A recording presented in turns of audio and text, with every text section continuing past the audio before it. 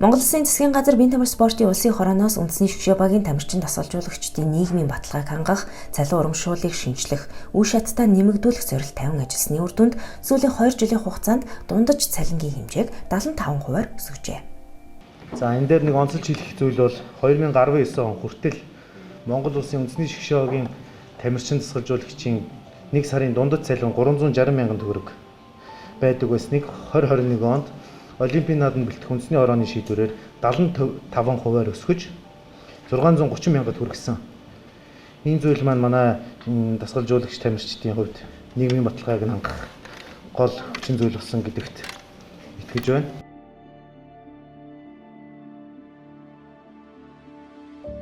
Дэлхийд дахинд энэ зуны хамгийн их хүлээлттэй байгаа үйл явдал бол жилээр хойшилсан Токиогийн Олимп юм а. Цар тахлын үед зохион байгуулагдах гэж байгаагаар онцлогтой. Тиймээс энэ удаагийн Олимп хүн төрөлхтөн цар тахлыг даван туулсны бэлэгдэл болох учиртай. Бид амжилт гаргаж аврагтай болохын төлөө бүх боломжоо дайшлах ёстой гэдэг үгийг Монгол Улсын ерөнхий сайд оюун эрдэнэ Олимпийн наадамд бэлтгэх үндэсний хорооны хуралдааны үеэр онцолж Монголын спортын түүхэнд анх удаа нэгэн чухал шийдвэрийг гаргасан юм. Үндэсний хорооны даргын хувьд бас өнөөдөр нэг хэд хэдэн асуудлыг ярилцаад засгийн газрын хуралдаанд бас одоо үндэсний хорооны даргын хувьд нэг хэд хэдэн саналыг тавь шийдвэрлэнэ гэж бодож байна.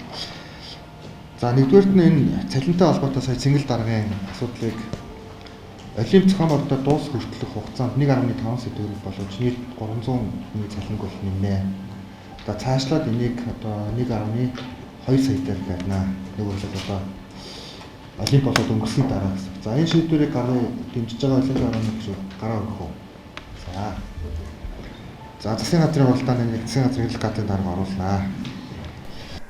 Олимпийн наадамд бэлтгэх үндэсний хорооноос гарсан энэхүү шийдвэрийг 2021 оны 5 дугаар сарын 28-ны өдрийн засгийн газрын хуралдаанаар хэлэлцэн баталж шаардлагатай хөрөнгийг биеийн тамир спортын улсын хорооны төсвөөс санхүүжүүлэхээр боллоо.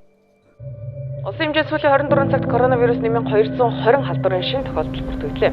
Энэ нь манай улс дотоодод халдвар илэрснээс хойш хамгийн өндөр үзүүлэлт болоод байна. Биеийн тамир спортын улсын хорооноос цар тахлын хүнд цаг үед Олимп паралимпиад бэлтгэгдэж буй багц тамирчдын эрүүл мэндийг хамгаалах, болзошгүй эрсдлээс урьдчилан сэргийлэх, дархлаажуулах ажлыг Монголын үндэсний Олимпийн хороо спортын ангаах ухаан эрдэм шинжилгээний төвтэй хамтран хугацаа алдалгүй зохион байгуулж, мөн шгшээ багийн нийт бүрэлдэхүүнийг COVID-19 болон гинтийн ослын даатгалд бүрэн хамруулсан байна. За дархлаажуулалтын үед бид хүн олон улсын Олимпийн хорооны зөвлөмжийн дагуу Дэлхийн эрүүл мэндийн байгууллагаас хүлээн зөвшөөрөгдсөн AstraZeneca вакцинд бүх хүмүүсээ хамруулсан байгаа. За энэ нь манай дандаа шгшээ багийн бүрэлдэхүүнд байгаа бүх улсууд дээрээс нь шгшээ багийн дасгалжуулагч тамирчидтай шууд харьцдаг албан тушаалтнуудыг хамруулах нийт 310 хүнийг хамруулахаас 260 хүн одоо ингээд 2 дугаар тунгаа хийлгээд 26 хамж байна. Анцгал авахд хөндөрлөж бүх чимээ чихнээс алсран холдгоод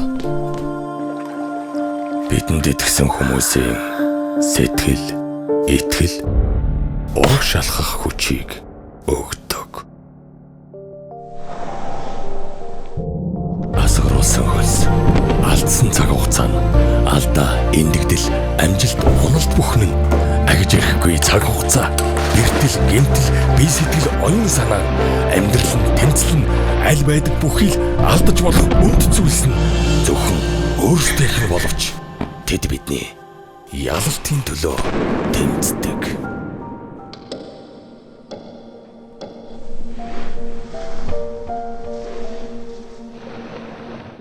Манай улс Токио хороор зуны 32 дугаар Олимп, зуны 16 дугаар Паралимпийн наадамд түүхэндээ хамгийн олон төрлөөр хамгийн олон тамирчинтай оролцсноо. Шинээр спорт тоглоомын төрөлд 3 эсрэг 3 сагсан бөмбөг болон ширээний теннисний төрөлд анх удаа Олимпийн эрх авч нийт спортын 10 төрөлд 43 тамирчин өрсөлдөхөөр болоод байна. Энэ удаагийн Монголын багийн альпинистны ёслолын болон спорт хувцсыг үндэсний брэнд Мишель Амазонка оруулсан бол өдөр тутмын 5 багт спорт хувцаар Японы алдарт Mizuno брэндийг сонгожээ.